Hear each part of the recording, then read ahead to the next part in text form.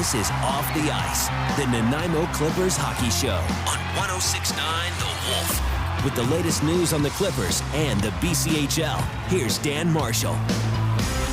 It is Off the Ice, the Clippers Hockey Show. We're going to talk about the month of November. Look ahead to December. We're talking December already this weekend, but November ends with a very important game first. Clippers at home, 6:30, a bizarre start time on Wednesday, 6:30 at home against Alberni Valley, then a home-and-home with Cowichan Valley this weekend, and this weekend will begin the month of December. Clippers in a stretch of Island Division games, very, very important in the standings. Today's show, you're going to hear comments from Ken Wagner. He was in town on the weekend and some interesting things to say about the Nanaimo Clippers and how they fit in. Should there be a new building built in Nanaimo? There's a lot of talk about that with some right now public meetings. There was one last Thursday. There's going to be one this Thursday, the Thursday after as well. So Ken Wagner weighs in on that topic. I think worth hearing those comments again. Also, Aidan Casey and Will Leneave, they're going to join us, talk about their seasons to date. Also, we're going to play a game with them called Clipper Beanie, Clipper Boa. I'll explain that as we get there.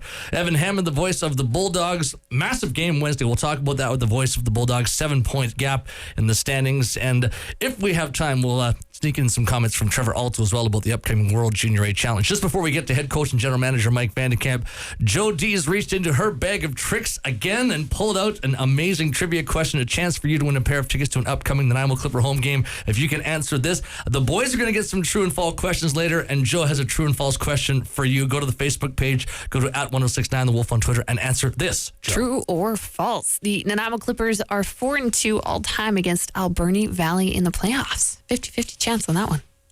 You made it easy, Joe. Let's bring in the head coach and general manager of the Clippers right away. Coach, we can talk about hockey. We will talk about hockey, but more importantly than that right now, a player, well, it's beyond a player relationship, a relationship that you have with your trainer. You guys have worked together for a long time. Rhett White has a job opportunity. He's accepted to go to the Western Hockey League, and I know professionally, this is a bit of a blow. Personally, it's a blow, even though you feel great for your trainer. What does it mean to you, I guess, with the good news, bad news scenario that today really is? Well, we've known this was going on for quite a while, so it's not a surprise or anything. We just had to kind of get out there and start talking about it because we need to find a replacement. So from a business standpoint, I think it's important, obviously, that couldn't hide the news any longer. An opportunity for Rhett to pursue, something in maybe a little bit bigger for him. He's always had a desire to try to move up the ladder in the game and try to work in pro hockey one day, and it's a difficult jump from our league straight to the pro game. The Western Hockey League probably provides you a little bit more of an opportunity to create relationships with pro guys, and to be able to try to open those doors for the future. And he's still a young guy, even though he's worked in this field for a long time. Whitey and I have worked together. It's our 9th season together, so that's a long time in any business, and in this business we spend a lot of time together, and so 9 seasons is a long time for a trainer to work with the same coach. So we've created a good friendship. But he talked to me about it from the beginning, and we've been very supportive right from day one, and our ownership group was the same way. Everybody's been very supportive of him looking into it. He's asked for guidance through the process. We've looked at what the offer means and what it is, and tried to help him through it, and just really been there for him to try to help him make the right decision. And it comes down to what he wants to do. If he wants to pursue this, then we support it 100%. And as it turns out, he does want to do it, and I don't blame him. It's a good opportunity for him, and so he's going to pursue that, and we're going to miss him. He does a good job, with the job itself, but he's also a good friend as well. And so from that standpoint, you're happy for him. And the friendships don't end. You always meet up with your friends along the way, but it's going to be different for sure because on a couple fronts, I guess. One, he's always I don't have to worry about the job being done. It's always being done properly and effectively at all times. He's done a great job. And then secondly, of course, we just really enjoy each other's company and spent a lot of time together. So we're going to have to find someone. He's going to be with us until Christmas break, and then when we head out on that road trip right before Christmas, that'll be his last games with us, and then after the break we'll hopefully have a replacement in place because he's going to be starting with those guys after Christmas. Rhett White moving on to the Western Hockey League with the Lethbridge Hurricanes, and we don't talk about your trainer very much. He's going to get mad at me, I know, because I'm going to talk about him a little bit now, and I'm going to get you two as well. We don't do this very often, but he's a special guy, and you talked about how long he's been with you, and he's been a fixture around Frank Crane Arena for a number of years here as well. The thing that strikes me about Whitey is he's not just a trainer. He's not just there, with the taping and the medical side of thing, but he's also a guy that's into the game. He's passionate about helping your team win any way that he can. And there's a lot of trainers that are out there that for them it's a medical job. But with Whitey, you get a lot more than that, don't you?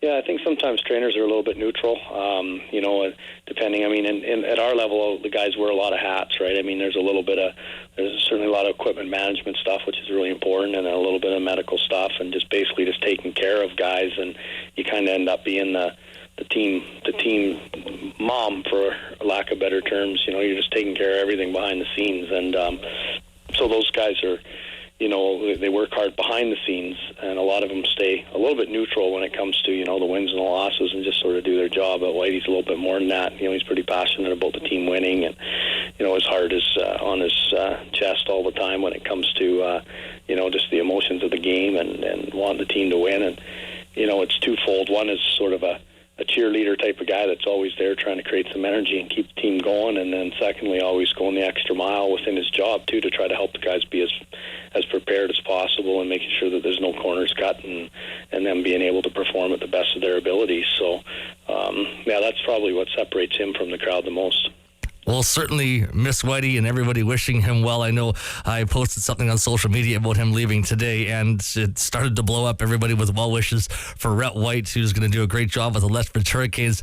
Let's continue talking about your hockey club right now. Home-and-home series with Victoria. Friday night was a great hockey game. No matter which way you slice it, you didn't get any points, but that was a great hockey game. Saturday, you lost. You weren't quite as good in that game, but to me, as I watched it, that win for Victoria was less about special things that they did and some errors that you guys made that put you in a hole.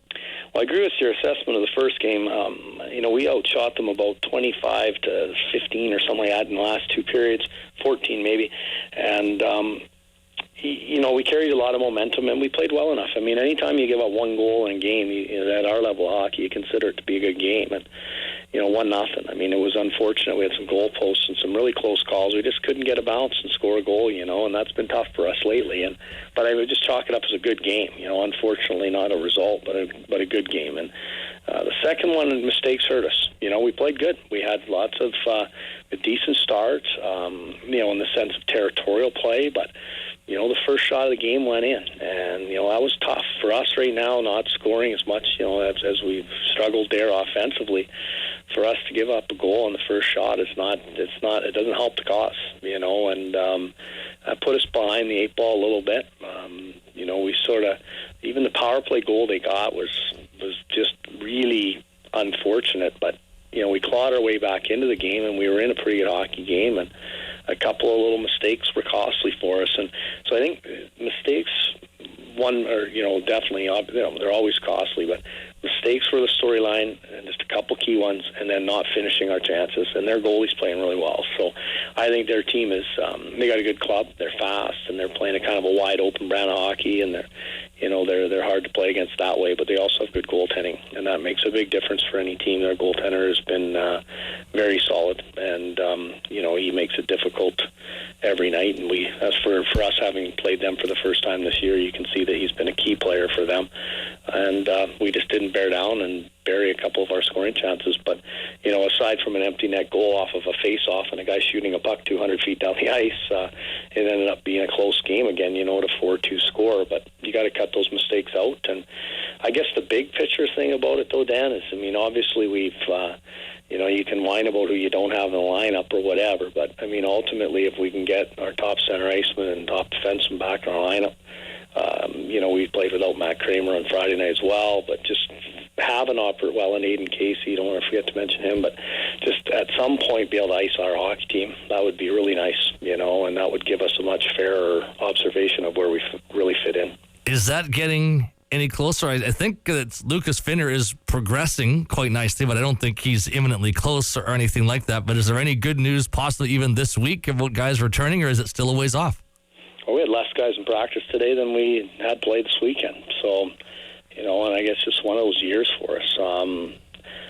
We've added a couple of banged-up players, but as for those two players specifically, I mean, Lucas's injury was just one of those ugly, unfortunate breaks, and he's taken some major strides now. They've removed pins and things like that. He's able to start rehab, and he's working. He actually stepped on the ice sheet today and was kind of wandering around out there a little bit for the first time in a while. Just he has to be careful not to fall and hurt it again and this type of thing. So it's baby steps there, but I think now obviously we'll see some major strides because he's able to start to work it through physio and stuff. And then Sean's injury is just one of those. It's sort of unique, and it's one of those things that was very difficult to assess even from the beginning.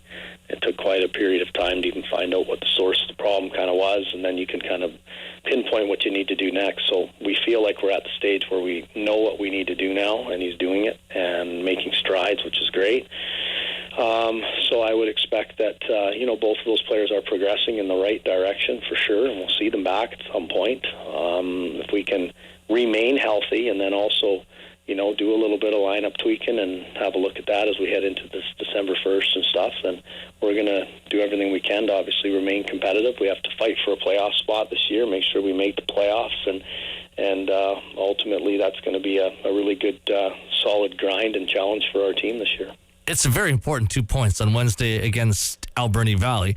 And September was an okay month. October was a great month. November's been a month of slumping. There's just been one win in the month for the hockey club. When you're going through a slump, do you ever get the sense as a coach it's time to just say, guys, go out there and have fun? I'm taking the pressure off you. Let's just play loose, go out there and have fun. Or is that maybe oversimplifying what you might send as a message? No, I don't think it's oversimplifying it. Really, that's something we have to do, because what happens is you start squeezing your stick, and it seems like the mistake is just so costly right now, it's and then you end up playing a little bit afraid to make a mistake, and then obviously the most likely man on the earth to make a mistake is the one that's playing afraid to make one, and it just kind of compounds itself, and I think that's something that you have to fight really hard to try to avoid. We have to play smarter, we have to play harder, we have to play better.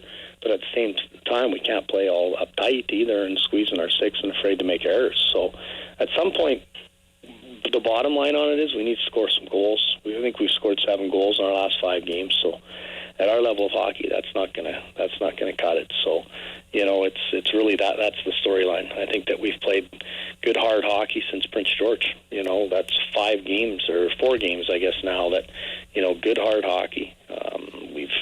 We've battened down the hatches a little bit defensively, and we've got to be able to score. And sometimes that's a combination of either being a little bit tougher and grittier and greasier in some key areas on the ice in certain cases, and in other cases it's a matter of just kind of relaxing and opening your eyes a little bit and just not squeezing the stick and just putting the puck where the goalie isn't. Or in a couple cases here in the last few games, the net's been wide open and we haven't been able to put it in the net. We either hit a leg or hit a post or something like that. So it's one of those things that's created some adversity for our team for sure in the past couple of weeks. But you know what? I think adversity can be a really good thing as long as you use it to make you better and not bitter, and that's something that we've really avoided doing here, is just not having guys get too upset about things and getting down on ourselves. Just keep trying to work at it and become a better team. And you know what? The spirits have been really good here the last few days again. So you know what? We're excited about a big game on Wednesday, and it is a big game for our team, no question. Coach, thanks for this. I appreciate the time. We'll chat on Wednesday. Yeah, thanks a lot, Dan. That is the head coach and general manager of the Nanaimo Clippers, Mike Vandekamp, joining us here on Off the Ice. When we come back, we're going to talk with Will Leneave and Aden Casey and play a game called Clipper Beanie, Clipper Boa.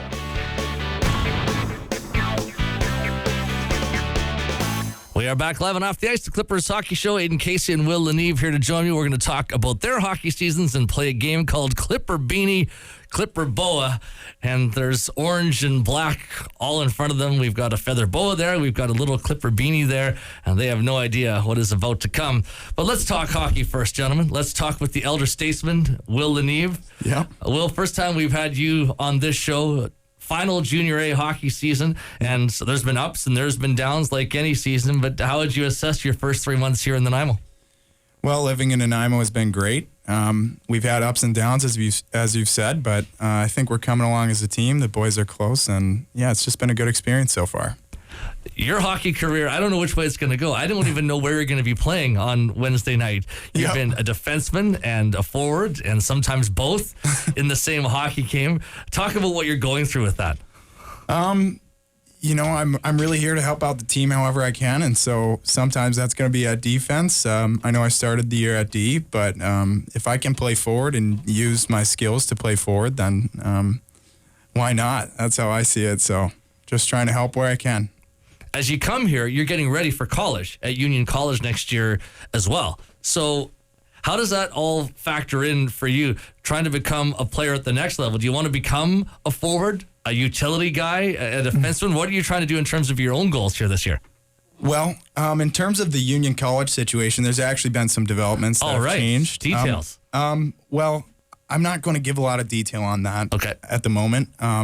But what I can say is, if I'm going to move on, I think anytime I'm on the ice, I'm getting better. And I feel like if that's at forward and I'm able to, work on puck protection skills, things like that, using my speed. And if I'm at defense, I'm able to play a stronger structural game. And so there's aspects you can learn from both of the positions. And so I'm just trying to embrace it. And I think that'll help me in the long run. Your most successful weekend as a club was, you said to me, playing with the 20 Bombs. I remember that quote very well. You were playing with Adam Donnelly and Spencer Houston, and that was the weekend road trip in Merritt and Penticton and Trail.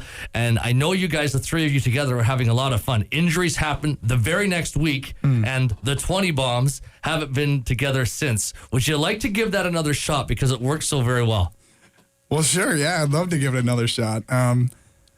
We've got a lot of good guys that can work together and interchange, so I completely understand changing the lines here and there, but yeah, it's fun playing with Spencer and Donnelly for sure.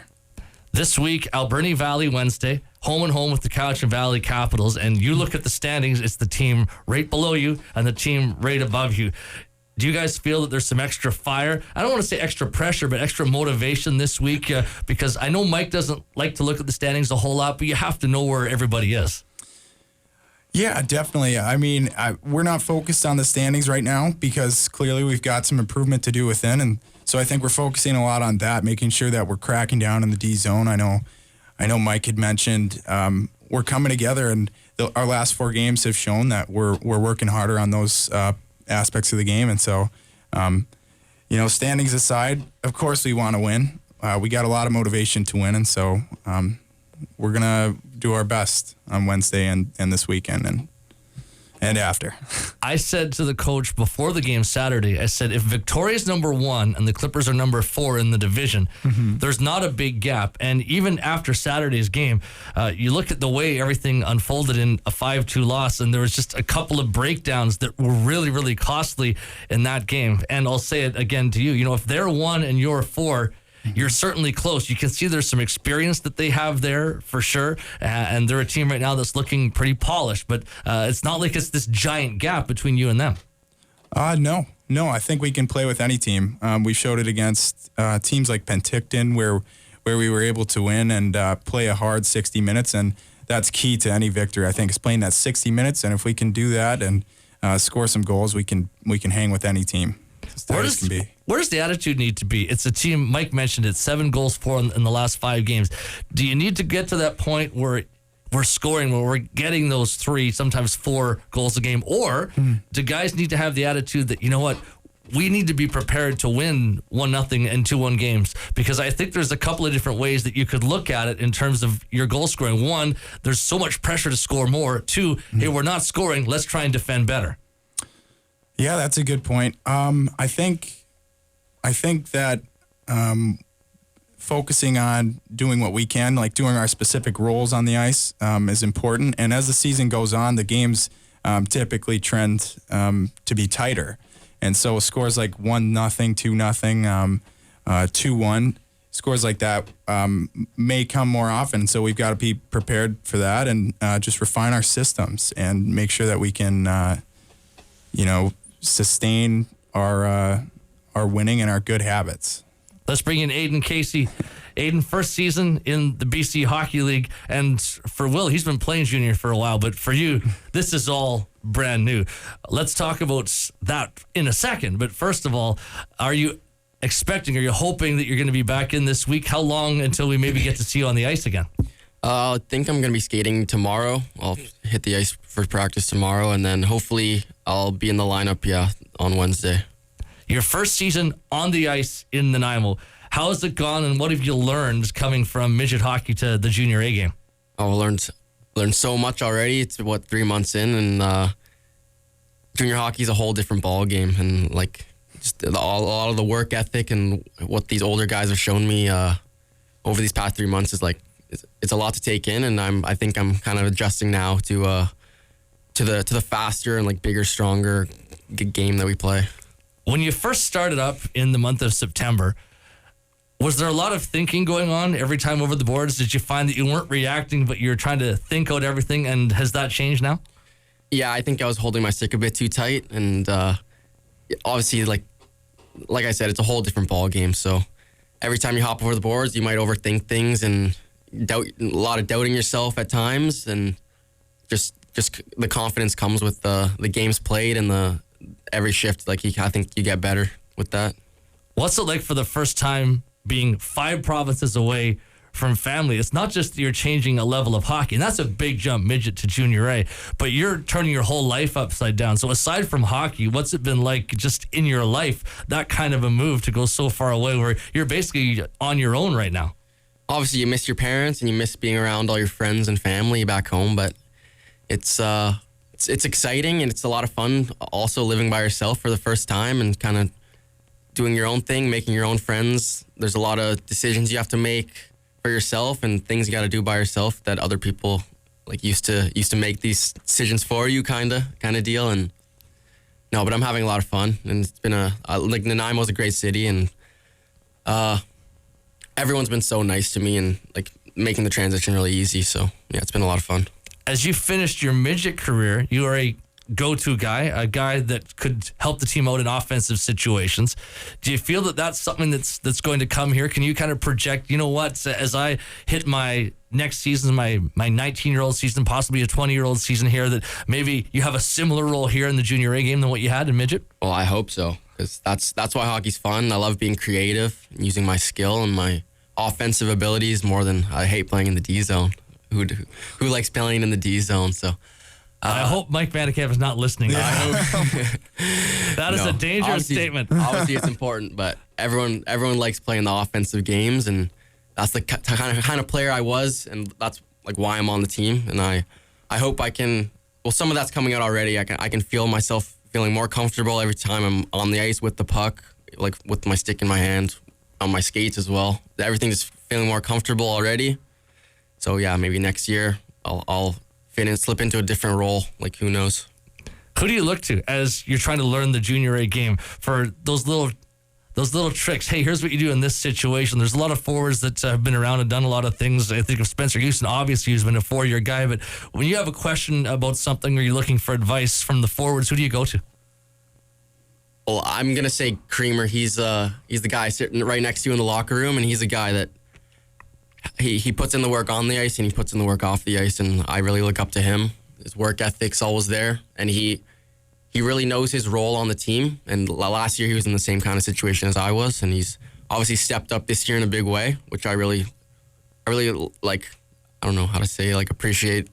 Yeah. Can appreciate a guy that like he kind of like paid his dues, like where I am today, and he's moved on and like scoring goals for us now and playing a bigger role. So I can really look up to him. We've got Aden Casey and Will Leneave here, and we're going to play a game with them called Clipper Beanie, Clipper Boa. It's going to be a true or false game. And if you answer correctly, no problem. You're safe. If you answer incorrectly, you need to put the beanie and the boa on, and you got to keep that on until the next guy answers incorrectly. Oh, man. And as you know full well, there are cameras everywhere in this room. It's Clipper Beanie, Clipper Boa with Aden Casey and Will Leneave. First question, we'll start with you, Aden Casey. True or false? These are all true or false. So you got a 50-50 shot of not having to put that boa and beanie on your head and around your neck. Dustin Donahue used to play for Mike Vandekamp in Vernon. True or false? False. That is correct. You're safe. Right. Will Leneave, the Nanaimo Clippers' last BCHL championship was in 2007. I'm going to say true. True is correct. All right. The beanie and the boa stay down. Question number 3, Aden Casey. There was once a BCHL team called the Burnaby Redhawks. False. That is false. There was a team, though, called the Burnaby Bluehawks. Oh. Will Leneave, next question. Brett Hull actually played in the BC Hockey League. Shoot. I'm going to say true. True is correct. All right. Oh, these guys are sweating bullets. I know all these. Question number 5. There were 2 Clipper alumni in the Frozen Four last year, Aden Casey. Oh, he's deep in thought. I'll say false. False. There were no Clipper alumni last year in the Frozen Four. Question number 6 goes the way of Will Leneave. Kevin Willison, head coach in Alberni Valley, used to coach the Clippers. Oh, man. Let's say false. False is correct. But Island Division coach Kent Lewis used to coach for the Nanaimo Clippers. He used to coach in Powell River. Oh, okay. Okay. Question number 7 goes the way of Aden Casey. No one's got one wrong yet. These guys are perfect so far. No one wants to put on that beanie or that boa. Come on. Matt Kramer, Aden, had the most points among returning players last year. False. That is false. Do you know who it was? Spencer Houston. That is correct. Well done. Question number 8. Rhett White, Will Leneave, once put a bounty on my head because of a disagreement in a card game. I believe that for sure. That's got to be true. That is 100% true. I know your card games. That did happen. Question number 9, Aden Casey. The Nanaimo Clippers have never won the RBC Cup. True. That is true. Never won along the way. Oh, boy. There's no boa. You know what? Okay. If you guys get this perfect, I'll tell you what I will do. I will put on the beanie and the boa. All right. Right. Because this is unbelievable. Next question goes to Will Leneave. Mike Vandekamp once coached in the WHL in Kamloops. In Kamloops. Head coach? Mike Vandekamp once coached in the WHL in Kamloops. True or false? Once coached. True. It is false. No. Put on the beanie and the boa. Both? Yes, both. Oh, absolutely. Gosh. All right. And I can understand why you're in some turmoil there. Fall on me. Mike Vandekamp did once coach in the Western Hockey League. Yeah. But he was the head coach for the Prince George Cougars, not the Kamloops Blazers. Kamloops. Will Leneave looks absolutely fantastic. Ooh, all right. In the boa and the beanie right now. I might keep this. No, you can't. That goes in my personal collection afterwards. Question number 11 goes to Aden Casey. Will Leneave has more assists than Aden Casey. True. False. You guys are tied with 8 each. Will, give him the beanie and the boa. All right. Oh, my. Oh, there's no way. Will Leneave has 4 goals and 8 assists, and Aden Casey has 2 goals and 8 assists, but they both have 8 assists so far this year. Final question, and it goes to Will Leneave. All right. Powell River isn't on an island. It's actually part of the BC mainland. True or false? I think that's true. It is true. Okay. So Aden Casey gets to finish our game with the boa and the beanie. All right. But both guys did extremely well. Only one wrong answer out of 12 questions, 6 each. Way to go, guys. Aden, we look forward to seeing an actual helmet on you and a real jersey on Wednesday night. But you do look good in the beanie and the boa. Thank you. Yeah, hopefully. before we go, we have a pair of Clipper tickets to give away for any Nanaimo Clipper future home game. Joe D, give us the question and the answer. It was a true or false today. The Nanaimo Clippers are 4-2 all-time against Alberni Valley in the playoffs. And Nicole White answered true on our Facebook page. Congratulations. Clippers have won the last 2 head-to-head playoff meetings, hoping to win this head-to-head regular season meeting, 6:30 on Wednesday. Clippers and Bulldogs toe-to-toe. On behalf of Joe D, this is Dan Marshall. Good night from Off the Ice. You've been listening to Off the Ice, the Clippers Hockey Show. Join us again next Monday night at 7 on Nanaimo's Rock, 106.9 The Wolf.